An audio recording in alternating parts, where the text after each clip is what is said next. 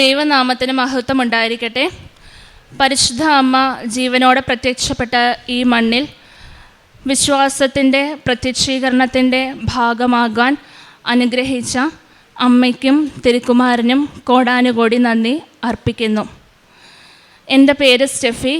വരുന്നത് കൊട്ടാരക്കര, കൊല്ലം ജില്ലയിൽ നിന്നാണ്. ഇതെൻ്റെ മമ്മി റോസമ്മ സന്തോഷ്, പപ്പ സന്തോഷ്, അനിയൻ സ്റ്റിനു സന്തോഷ്. ഞങ്ങൾ പാണ്ടിത്തിട്ട ഇടവകാംഗമാണ്, മലങ്കര കാത്തലിക്. എൻ്റെ ആദ്യത്തെ 6 നിയോഗങ്ങളിൽ 4 നിയോഗമാണ് ഇതുവരെയും സാധിച്ചിട്ടുള്ളത്. ബാക്കി 2 നിയോഗങ്ങളും അമ്മയുടെ മധ്യസ്ഥതയിൽ നടക്കുമെന്ന് ഞാൻ വിശ്വസിക്കുന്നു. ഞാനും എൻ്റെ മമ്മിയും ഉടമ്പടിയിലാണിപ്പം. ഞങ്ങൾ ഉടമ്പടി എടുത്തത് 2023 മെയ് 25 എടുത്തത്. ഉടമ്പടി അല്ലെങ്കിൽ കൃപാസനം എന്ന് ആദ്യം കേൾക്കുമ്പോൾ എൻ്റെ വീടിൻ്റെ അടുത്തുള്ള ഒരു ആൻറ്റി ഇതുപോലെ പറഞ്ഞു, ഞങ്ങൾ കൃപാസനത്തിൽ പോയി. അപ്പം ഞങ്ങൾക്കൊന്നും അറിയത്തില്ലായിരുന്നു കൃപാസനം എന്താണെന്നോ അവിടെ ഉടമ്പടി എന്താണെന്നോ ഒന്നും അറിയത്തില്ലായിരുന്നു. അപ്പം ആൻറ്റി പറഞ്ഞു, ഇതുപോലെ കൃപാസനത്തിൽ പോയി നിങ്ങൾ ഉടമ്പടി എടുക്കുക, ഇതുപോലെ കാര്യങ്ങളൊക്കെ വിശദീകരിച്ച് തന്നു. ഉടമ്പടിയിൽ ഇന്നതൊക്കെ ചെയ്യണം എന്നുള്ള കാര്യങ്ങളൊക്കെ വിശദീകരിച്ച് തന്നു. അപ്പോൾ ഞങ്ങൾ ആദ്യം ഒന്ന് ജസ്റ്റ് അവിടെ പോയി ഉടമ്പടിയെക്കുറിച്ചൊന്ന് അന്വേഷിക്കാം. അപ്പോൾ ആൻറ്റി പറഞ്ഞു, ഒരു കാര്യം ചെയ്യും, നിങ്ങൾ മോൻ ഇങ്ങനെയാണല്ലോ, മോനെന്ന് പറയുന്നത് മെൻ്റലി റിട്ടാർഡഡ് ആയിട്ടുള്ള കുട്ടിയാണ്. അപ്പം കുഞ്ഞുനാൾ മുതലേ അവൻ അങ്ങനെയാണ്. അപ്പം അതുകൊണ്ട് മോൻ്റെ നിയോഗം വെച്ച് തന്നെ ആദ്യം ഒരു ഉടമ്പടി എടുക്കാൻ പറഞ്ഞു. നല്ല മാറ്റം അവന് വരുമെന്ന് പറഞ്ഞു. അപ്പോൾ ആദ്യം ജസ്റ്റ് ഇവിടെ വന്ന് ഉടമ്പടി എടുക്കാം, അപ്പോൾ അതിനുള്ള കാര്യങ്ങളൊക്കെ എങ്ങനെ, അല്ലെങ്കിൽ അതിൻ്റെ പ്രൊസീജിയേഴ്സ് എങ്ങനെ എന്ന് മനസ്സിലാക്കിയിട്ട് പോകാമെന്ന് വിചാരിച്ചു. അങ്ങനെ മെയ് ആദ്യ വാരത്തോടു കൂടി ഞങ്ങൾ കൃപാസനത്തിൽ വന്നു. ഞാനും എൻ്റെ മമ്മിയുമാണ് വന്നത്. അപ്പം ഇവിടെ വന്നപ്പം ഇങ്ങനെ ഒരു ആൻറ്റിയോട് ചോദിച്ചപ്പം ഒരു ആൻറ്റി പറഞ്ഞു, ഈ മണ്ണിൽ കാല് കുത്തിയവരാരും ദുഃഖത്തോടെ തിരിച്ചു പോയിട്ടില്ല, ഒരുപടി നല്ല സന്തോഷങ്ങളും നല്ല അനുഭവങ്ങളുമായിട്ടാണ് ഈ മണ്ണിൽ നിന്ന് തിരിച്ചു പോയിട്ടുള്ളതെന്നും. അപ്പോൾ ഞങ്ങൾക്ക് വിശ്വാസം കുറച്ചും കൂടെ ഏറെയായി. അങ്ങനെ എന്തായാലും ഉടമ്പടി എടുക്കാമെന്ന് വിചാരിച്ചു. അങ്ങനെ 2023 മെയ് 25 ഞാൻ ഉടമ്പടി എടുത്തു. മമ്മി ഉടമ്പടി എടുക്കുന്നത് ഏപ്രിൽ 2000. ഞാൻ ഹോസ്റ്റലിൽ താമസിക്കുന്നതുകൊണ്ട് തന്നെ മമ്മി ഉടമ്പടി എടുത്തത് 2024 ഏപ്രിലാണ് ഉടമ്പടി എടുക്കുന്നത്. എൻ്റെ ആദ്യത്തെ നിയോഗം എന്ന് പറയുന്നത് UGC നെറ്റ് എക്സാം പാസ്സാവുക എന്നുള്ളതായിരുന്നു. അതായത് എല്ലാവർക്കും അറിയാവുന്ന കാര്യമായിരിക്കും, UGCയുടെ റൂൾസ് ആൻഡ് റെഗുലേഷൻസ് ഭയങ്കര ചെക്കിങ്, അതുപോലെ ഒരു NTA നടത്തുന്ന എക്സാമാണ്. അപ്പം അതിൻ്റേതായിട്ടുള്ള റൂൾസ് ആൻഡ് റെഗുലേഷൻസും അതിൻ്റെ ചെക്കിങ്ങും എല്ലാ പ്രൊസീജിയേഴ്സും ഉണ്ട്. അപ്പം ഞാൻ എൻ്റെ PG സമയത്തായിരുന്നു ഞാൻ ഉടമ്പടി എടുത്തിരുന്നത്. എൻ്റെ സെമസ്റ്റർ 1 സെമസ്റ്റർ 2 സമയത്ത് തൊട്ട് നമുക്ക് UGC എക്സാം നെറ്റ് എക്സാം എഴുതി തുടങ്ങാമായിരുന്നു. അങ്ങനെ ഫസ്റ്റ് എക്സാം ഞാൻ എഴുതി. അത് ഞാൻ വലുതായിട്ട് പഠിച്ചതുമില്ല, പക്ഷേ എഴുതി, എനിക്ക് കിട്ടിയില്ല. രണ്ടാമത്തെ എക്സാം ഞാൻ പഠിച്ചിട്ട് പോയി നല്ലതുപോലെ, പക്ഷേ എനിക്കതും കിട്ടിയില്ല. മൂന്നാമത്തെ എക്സാമിൻ്റെ സമയത്തായിരുന്നു ഞാൻ ഉടമ്പടി എടുത്തുകൊണ്ടിരുന്നത്. അങ്ങനെ ഞാൻ ഉടമ്പടി എടുത്തത് മെയ്യിലായിരുന്നു. മൂന്നാമത്തെ എക്സാം വന്നത് ജൂണിലായിരുന്നു. ജൂണിൽ എൻ്റെ എക്സാം നടന്ന സമയത്തും ഞാൻ കാശരൂപവും അതുപോലെ ഉടമ്പടി നേർച്ച വസ്തുക്കളായിട്ടുള്ള ഉപ്പും ഉടമ്പടി തൈലവും കൊണ്ടുപോയിരുന്നു. കാശരൂപം ഞാൻ അവിടെ എക്സാം ഹാളിൽ കയറ്റും എന്നാണ് വിചാരിച്ചത്. പക്ഷേ ഞാനൊരു ട്രിക്ക് പോലെ ചെയ്തത്, എൻ്റെ റിസ്റ്റിൽ ഞാനാണെങ്കിൽ കൈയുടെ ഭാഗത്താണെങ്കിൽ ഞാൻ ഒരു നൂല് പോലെ കെട്ടിയിട്ട് അതിനകത്ത് കാശുരൂപം വെച്ചിട്ടായിരുന്നു ഞാൻ പോയത്. അപ്പം എൻ്റെ ഒരു ഇതിൽ അവിടെ ഞാൻ ആദ്യത്തെ എക്സാംസ് ഒക്കെ എഴുതിയപ്പം, അതായത് ആദ്യത്തെ സെൻറ്ററിലൊക്കെ പോയപ്പം വലിയ പ്രശ്നങ്ങളൊന്നും ഇല്ലായിരുന്നു. പക്ഷെ മൂന്നാമത്തെ എക്സാം സെൻറ്ററിൽ ചെന്നപ്പം കടുത്ത റെഗുലേഷൻസ് ആയിരുന്നു. അവർക്ക് എൻ്റെ കയ്യിലെ ഈ റിസ്റ്റിലുള്ള ആ കാശുരൂപം അവരെടുത്ത് മാറ്റി. കാശുരൂപം എടുത്ത് മാറ്റി കഴിഞ്ഞപ്പോഴത്തേന് എനിക്ക് ഞാനൊന്ന് പേടിച്ചു. അമ്മേ, എല്ലാം തകർന്നു പോവോ എന്നെനിക്കൊരു ഭയം ഉണ്ടായിരുന്നു. പക്ഷെ ഞാൻ അമ്മയോട് പ്രാർത്ഥിച്ച്, അതായത് അവർ പറഞ്ഞു എല്ലാ സാധനങ്ങളും എടുത്ത് മാറ്റി വെക്കാനായിട്ട് പറഞ്ഞു. അപ്പം ഞാനാണെങ്കിൽ എൻ്റെ ബാഗിൽ തന്നെ എടുത്തു വെച്ചു. ബാഗിൽ എടുത്തു വെച്ചപ്പം ഞാൻ അമ്മയോട് പറഞ്ഞു, ഇത്രയും പ്രാർത്ഥിച്ചോളൂ, അമ്മ പുറത്തിരിക്കുകയാണ്, പക്ഷേ എൻ്റെ അകത്ത് വന്ന് എൻ്റെ എക്സാം എനിക്ക് നല്ലതുപോലെ എഴുതി തരണം എന്ന് പറഞ്ഞു. എനിക്കൊന്നും അറിയത്തില്ല, അപ്പം അമ്മ വന്ന് എനിക്ക് അവിടെ എഴുതി തന്നാലേ ഞാൻ എക്സാം പാസ്സാകത്തുള്ളൂ എന്ന് പറഞ്ഞു. അങ്ങനെ എക്സാം എഴുതി കഴിഞ്ഞു. പക്ഷേ ആദ്യത്തെ 2 എക്സാം എഴുതി കഴിഞ്ഞതിനെക്കാട്ടിലും എനിക്കൊരു സാറ്റിസ്ഫാക്ഷൻ ഉണ്ടായിരുന്നു ഈ എക്സാം എഴുതി കഴിഞ്ഞപ്പം. അമ്മ കൂടെ ഉണ്ട് എന്നുള്ള വിശ്വാസത്തിലാണ് ഞാൻ പോയി എക്സാം എഴുതിയത്. അതുകൊണ്ട് തന്നെ എനിക്ക് നല്ലൊരു സാറ്റിസ്ഫാക്ഷനും ഉണ്ടായിരുന്നു. അങ്ങനെ ഞാൻ എക്സാം എഴുതി കഴിഞ്ഞു. അപ്പം കുട്ടികളോടൊക്കെ ചോദിച്ചപ്പോൾ അവർക്ക് പാടായിരുന്നെന്ന് പറഞ്ഞു. അത് കഴിഞ്ഞിട്ട് അതിൻ്റെ പ്രൊവിഷണൽ ആൻസർ കീയും നമ്മുടെ ആൻസർ കീ റെസ്പോൺസും വന്നു ഒരു 2 ആഴ്ച കഴിഞ്ഞപ്പോഴത്തേനും. അപ്പം നമ്മുടെ ആൻസേഴ്സ് നമുക്ക് ചെക്ക് ചെയ്യാനുള്ള അവസരം ഉണ്ടായിരുന്നു. അപ്പം നിങ്ങൾക്ക് അറിയാമായിരിക്കും, UGCയുടെ കട്ട് ഓഫ് എന്ന് പറയുന്നത് സാധാരണ ഒരു 170 മാർക്കിലാണ് ഔട്ട് ഓഫ് 300 വരുന്നത്. അപ്പം ഈ 170 മാർക്ക് അറ്റൈൻ ചെയ്ത് നമുക്ക് എടുക്കാൻ വേണ്ടിയിട്ട് നല്ല പാടായിരുന്നു. അപ്പം ഞാൻ ഇതുപോലെ ആൻസർ കീയും എൻ്റെ റെസ്പോൺസ് കീയും ഞാൻ വെച്ച് നോക്കിയപ്പം എനിക്ക് കിട്ടുന്ന മാർക്ക് എന്ന് പറയുന്നത് 150. അപ്പോൾ അത് 170 ആ ഒരു റേഞ്ചിലേക്ക് എത്തിക്കാനായിട്ട് ഞാൻ നല്ലതുപോലെ, അതായത് വീണ്ടും ഞാൻ ആൻസർ കീസ് മാറ്റി നോക്കി. പക്ഷേ എനിക്ക് എൻ്റെ 150 എന്നുള്ള ഒരു കട്ട് ഓഫ് എനിക്ക് കടക്കാനായിട്ട് എനിക്ക് പറ്റുന്നില്ലായിരുന്നു. അവസാനം റിസൾട്ട് പബ്ലിഷ് ചെയ്യാനുള്ള ഡേറ്റ് വന്നപ്പം ഞാനാണെങ്കിൽ അമ്മയുടെ കാശ് രൂപം അതുപോലെ ഉടമ്പടി തൈലവും ഞാൻ എൻ്റെ മൊബൈലിൽ ഇങ്ങനെ ജസ്റ്റ് തൈലം ഒന്ന് മൊബൈലിൽ ഇങ്ങനെ പുരട്ടി അമ്മയുടെ കാശ് രൂപം വെച്ച് വിശ്വാസ പ്രമാണം സ്വർഗ്ഗസ്ഥനായ പിതാവേ കൃപ നിറഞ്ഞ മറിയമേ എല്ലാം ചൊല്ലി ഞാൻ പ്രാർത്ഥിച്ചു. അവസാനം റിസൾട്ട് വന്നപ്പം you are selected four assistant professor എന്നുള്ള രീതിയിലായിരുന്നു എൻ്റെ റിസൾട്ട് വന്നിരുന്നത്. അപ്പം അമ്മയ്ക്ക് അതിന് 1000 നന്ദി. ഇപ്പം ഞാൻ ഗസ്റ്റ് ലെക്ചറായിട്ട് മാർ ഇവാനിയോസ് കോളേജിൽ വർക്ക് ചെയ്തുകൊണ്ടിരിക്കുകയാണ്. ഈ റിസൾട്ടിൻ്റെ ഫലമാണ്, അത് അമ്മയുടെ ഫലമാണ്, അത് not by merit but by grace എന്നുള്ളതാണ്. ഇനി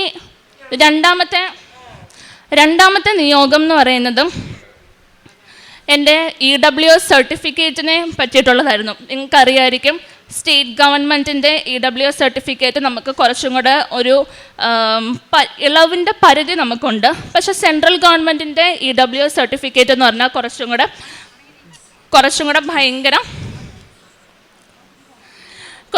ഭയങ്കര സ്ട്രിക്റ്റ് ആയിട്ടുള്ളതായിരുന്നു. അങ്ങനെ ഞാൻ വില്ലേജ് ഓഫീസിൽ ചെന്ന് കാര്യം പറഞ്ഞപ്പം ആ സാറ് പറഞ്ഞു, ഇതെന്തായാലും കിട്ടും എന്ന് നോക്കണ്ട, ഒരു 50% താഴെ പ്രതീക്ഷ വെച്ചാൽ മതി, എന്തായാലും നമുക്ക് നോക്കാം എന്നുള്ള രീതിയിൽ സാറ് പറഞ്ഞു.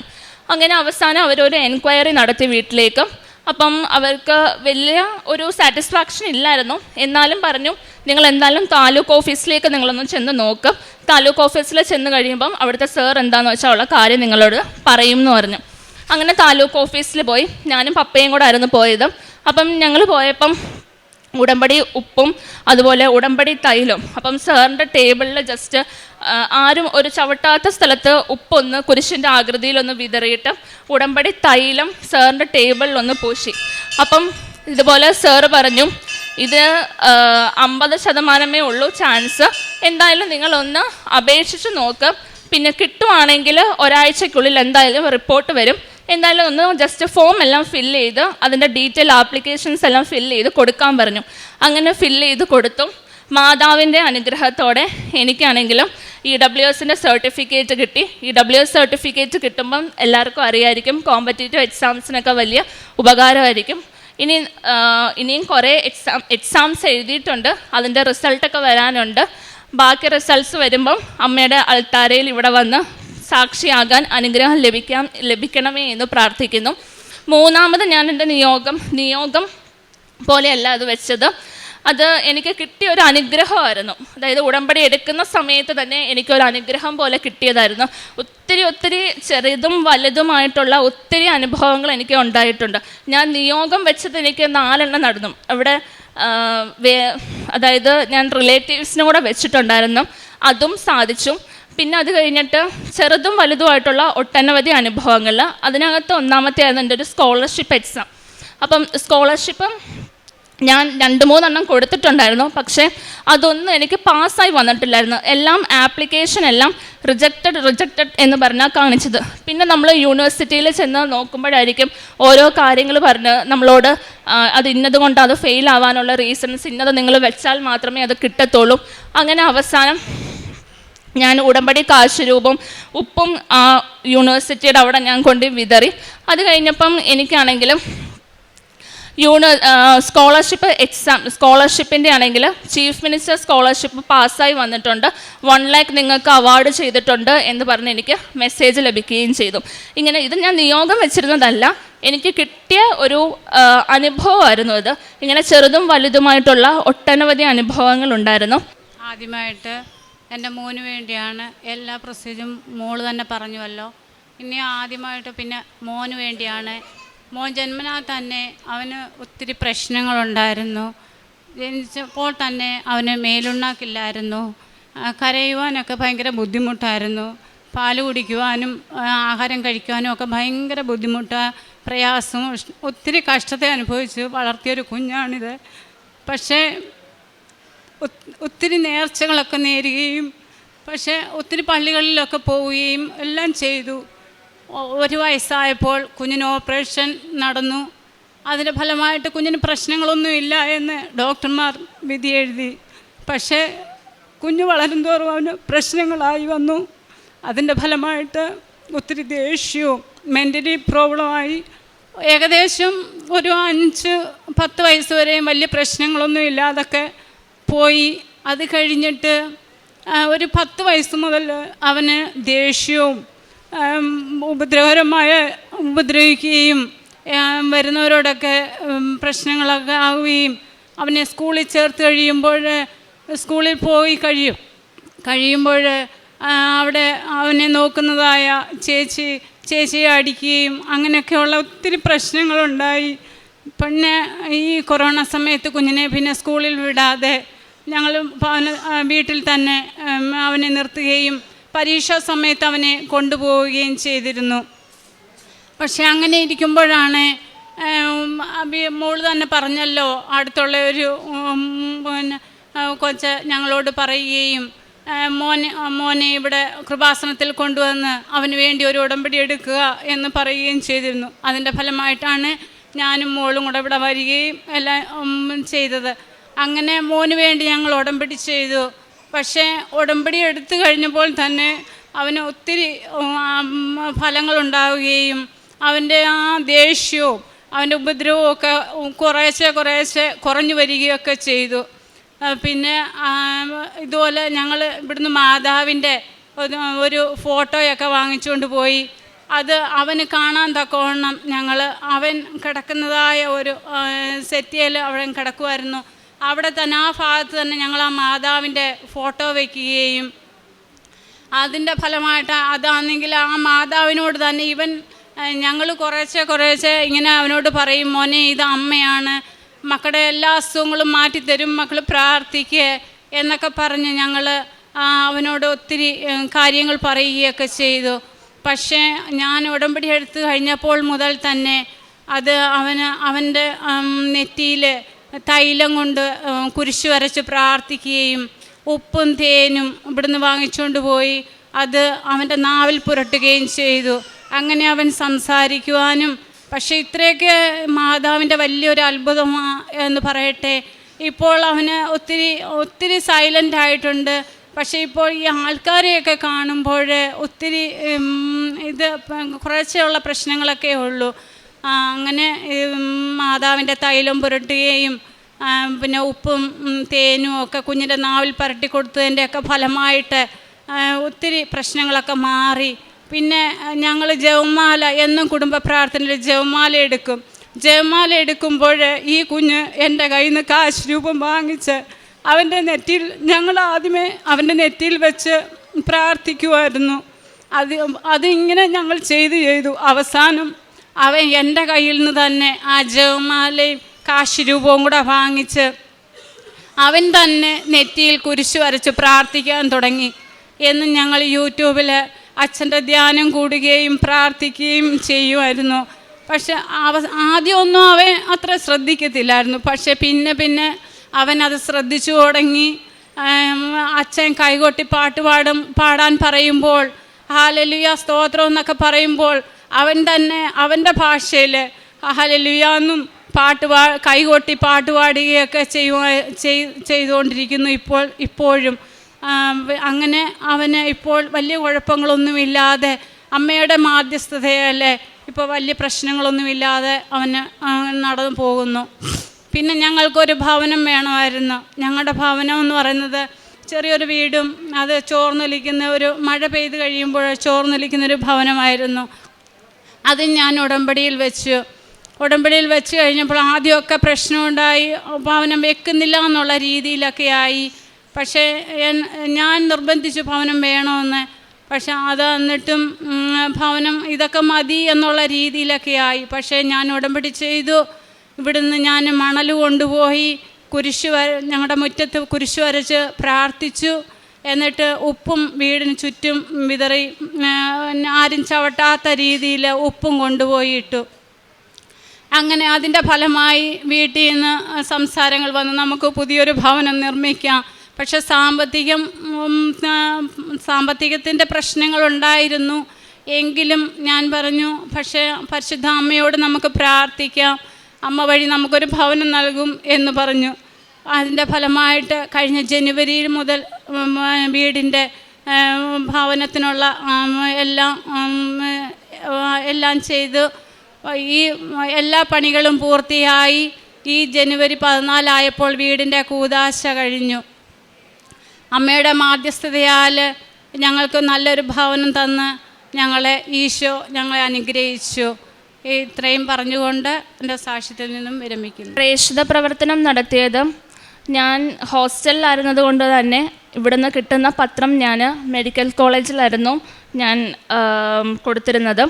അപ്പം ആദ്യം കുറേ ആളുകളിങ്ങനെ നമ്മളെ നെഗറ്റീവ് അടിക്കുന്ന രീതിയിൽ സംസാരിക്കുമായിരുന്നു. അപ്പം ഞാൻ അതൊന്നും വകവയ്ക്കാതെ ഞാൻ മെഡിക്കൽ കോളേജിലായിരുന്നു പത്രം കൊടുത്തിരുന്നത്.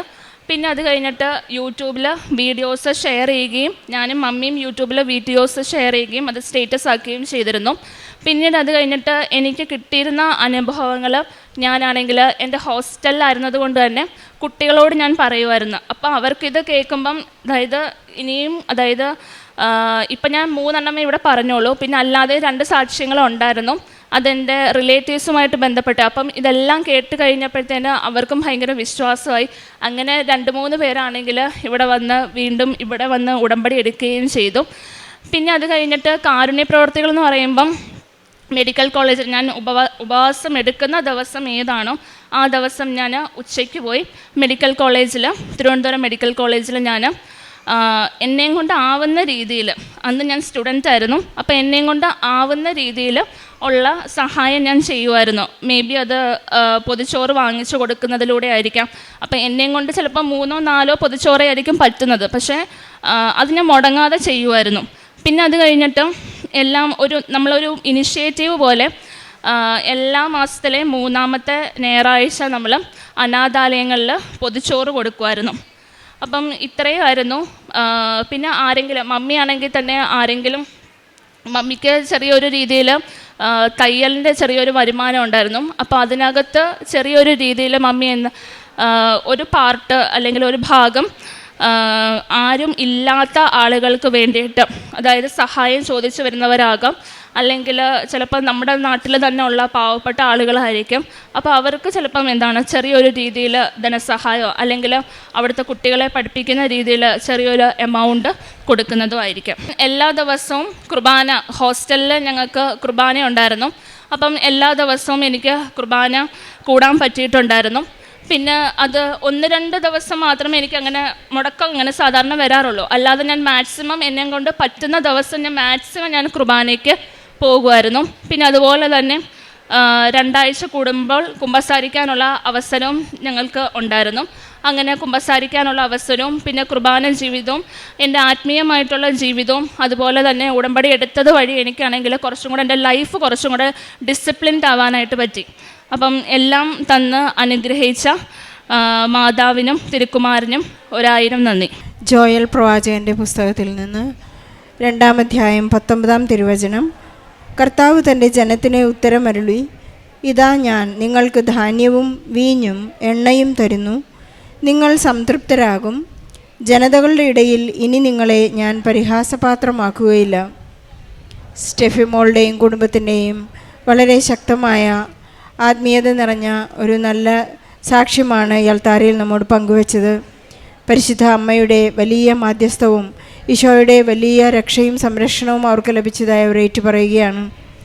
സ്റ്റെഫിമോളുടെ ജീവിതത്തിലേക്ക്, ഈ ഉടമ്പടി ജീവിതത്തെക്കുറിച്ച് സ്റ്റെഫിമോൾ പറയുന്നത്, not by merit but by grace എന്ന വലിയ അടിസ്ഥാനത്തിൽ തനിക്ക് യാതൊരു യോഗ്യതകളും ഇല്ല. വളരെയധികം 2 പ്രാവശ്യം UGC നെറ്റ് എക്സാം പരാജയപ്പെട്ടപ്പോഴാണ് 3ാമതൊരു പരീക്ഷ എഴുതുന്നതിന് മുൻപ് ഈ മകൾ ഇവിടെ വന്ന് ഉടമ്പടിയെടുത്ത് പ്രാർത്ഥിക്കുമ്പോൾ തനിക്ക് കിട്ടാനുള്ള യോഗ്യത 150 മാർക്കാണ്. പക്ഷേ അതിനുശേഷം റിസൾട്ട് വന്നപ്പോൾ പരിശുദ്ധ അമ്മയുടെ ഗ്രേസാണ് മകൾക്ക് 170 മാർക്കായിട്ട് കൊടുത്തിട്ടുള്ളത്.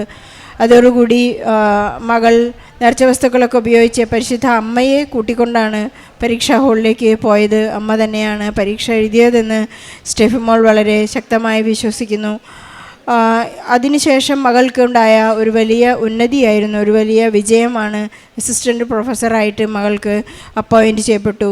നമുക്കറിയാവുന്നതുപോലെ 12 വർഷത്തെ ഒരു എക്സ്പീരിയൻസിന് ശേഷമാണ് ഒരു വ്യക്തിക്ക് അസിസ്റ്റൻറ്റ് പ്രൊഫസറായിട്ട് ഒരു കോളേജിൽ ജോലി കിട്ടുക. പക്ഷേ പരിശുദ്ധ അമ്മ നൽകുന്ന ഒരു സിഗ്നേച്ചർ, ഗ്രീൻ സിഗ്നേച്ചർ, ഈശോ നമുക്ക് വളരെ അഡ്വാൻസ്ഡായി നൽകുന്ന ഒരു ഉത്തരമാണ്, ഒരു വിജയമാണ്, ഒരു അപ്പോയിൻമെൻ്റാണ് ഇന്ന് അസിസ്റ്റൻറ്റ് പ്രൊഫസറായിട്ട് ഈ മകൾ നിൽക്കുന്നത്. അതുപോലെ തന്നെ മകൾക്ക് EWC സെൻട്രൽ ഗവൺമെൻറ് സർട്ടിഫിക്കറ്റ് പരിശുദ്ധ അമ്മയുടെ മധ്യസ്ഥതയിൽ മകൾക്ക് ലഭിക്കുകയുണ്ടായി. സ്കോളർഷിപ്പ് ലഭിക്കുകയുണ്ടായി. ഉടമ്പടി എടുത്തതിന് ശേഷം അടിക്കടി ഉയർച്ചയിലേക്ക് പരിശുദ്ധ അമ്മ കൈപിടിച്ച് നടത്തുന്ന ഒരു വലിയ അനുഭവം. അതിനെല്ലാം നമ്മുടെ ആധ്യാത്മിക ആസ്തിയെക്കുറിച്ച് ഈ മകൾ പറയുന്നുണ്ടായിരുന്നു. ഞാൻ എപ്പോഴും പരിശുദ്ധ അമ്മയോട് ചേർന്ന് നിന്ന് എൻ്റെ ദിവ്യബലി ഞാൻ ഒരിക്കലും മുടക്കാറില്ലായിരുന്നു. ബഹുമാനപ്പെട്ട ജോസഫ് അച്ഛൻ പറയുന്നത് പോലെ, അച്ഛൻ ഇപ്പോൾ പറയുന്നത്, ഞാൻ എൻ്റെ 40 വർഷത്തെ ദിവ്യബലിയുടെ യോഗ്യതയാണ്. നമ്മൾ ഓരോരുത്തരുടെയും ദിവ്യബലിയുടെ യോഗ്യത നമുക്ക് പരിശുദ്ധ അമ്മയ്ക്ക് നമ്മുടെ ആസ്തിയായിട്ട് നൽകാം. നമ്മുടെ ആധ്യാത്മിക ജീവിതത്തിൻ്റെ ആസ്തി. ഞാൻ എങ്ങനെയാണ്, എന്തുകൊണ്ടാണ് എൻ്റെ കാരുണ്യ പ്രവൃത്തികൾ ചെയ്യുന്നത്? ഈശോ നമ്മോട് ചോദിക്കുകയല്ലേ, നീ എത്ര രൂപ കൊടുത്തു, നീ എത്ര പൊതിച്ചോറ് കൊടുത്തു എന്നൊന്നല്ല ഈശോ ചോദിക്കുന്നത്. ഈശോ ചോദിക്കാൻ പോകുന്നത്, നീ എന്തുകൊണ്ട് ചെയ്തു, ഈശോയെ സ്നേഹിച്ചുവോ എന്നുള്ള ഒരു ചോദ്യത്തിന് നമുക്ക് ഒരു ആസ്തിയുള്ള ഉത്തരം. അതുപോലെ തന്നെ ഇവരുടെ കുഞ്ഞനിയൻ്റെ ഒരു വലിയ ചാലഞ്ചിങ് ആയിട്ടുള്ള അവസ്ഥയെക്കുറിച്ച് അമ്മയും ഇവരും സംസാരിക്കുകയുണ്ടായി. ഇന്ന് മകന് വന്നിട്ടുള്ള വലിയ വ്യത്യാസങ്ങൾ പരിശുദ്ധ അമ്മയുടെ ഒരു വലിയ ഇടപെടലാണ്. ഒരു ചാലഞ്ചിങ് ആയിട്ടുള്ള കുഞ്ഞിനെ ഇങ്ങനെ അൾത്താരയിൽ കയറി നിൽക്കുവാനോ, അല്ലെങ്കിൽ അവൻ ഇന്ന് പ്രാർത്ഥിക്കുന്നത് പരിശുദ്ധ അമ്മയോടും ഈശോയോടും അവൻ തന്നെ കമ്മ്യൂണിക്കേറ്റ് ചെയ്യാൻ തുടങ്ങി. അവൻ്റെ പ്രാർത്ഥനകൾ അവൻ മനസ്സിലാക്കാൻ തുടങ്ങി. ഈശോ പറയുന്നത് പോലെ ഈ വരങ്ങളെല്ലാം ജ്ഞാനികളിൽ നിന്നും ബുദ്ധിമാന്മാരിൽ നിന്നും എടുത്ത് ശിശുക്കൾക്ക് നൽകപ്പെട്ടിരിക്കുന്നു എന്ന് ഈശോ നമ്മോട് പറയുന്നുണ്ട്. നാം എത്ര തന്നെ പ്രാർത്ഥിച്ചാലും ഒരുപക്ഷെ ശിശുക്കളെ എടുത്തുകൊണ്ടാണ് ഈശോ പറയുന്നത്, ഇവരിൽ നിന്ന് പഠിക്കുന്നു. ഇവർക്ക് നിങ്ങൾ എന്തെങ്കിലും ഒരു ഇടർച്ചയ്ക്ക് കാരണമായാൽ നമുക്കുണ്ടാകാൻ പോകുന്ന ശിക്ഷയെക്കുറിച്ച് ഈശോ നമ്മെ ഓർമ്മിപ്പിക്കുന്നുണ്ട്. നമ്മെ തിരികല്ല് കെട്ടി താഴേക്കാണ് നമ്മെ താഴ്ത്താൻ പോകുന്നത്. അതുകൊണ്ട് ജ്ഞാനികളിൽ നിന്നും വിവേകികളിൽ നിന്നും മറച്ചു വെച്ചിട്ടാണ് ശിശുക്കൾക്ക് നൽകിയിരിക്കുന്നത്. ശിശു സഹജമായ ഈ ഒരു കുഞ്ഞിനുണ്ടായ വലിയ വ്യത്യാസങ്ങൾ ഈ അമ്മയുടെ പറയുകയുണ്ടായി. നമുക്ക് ഈശോയ്ക്കും പരിശുദ്ധ അമ്മയ്ക്കും നന്ദി പറയാം.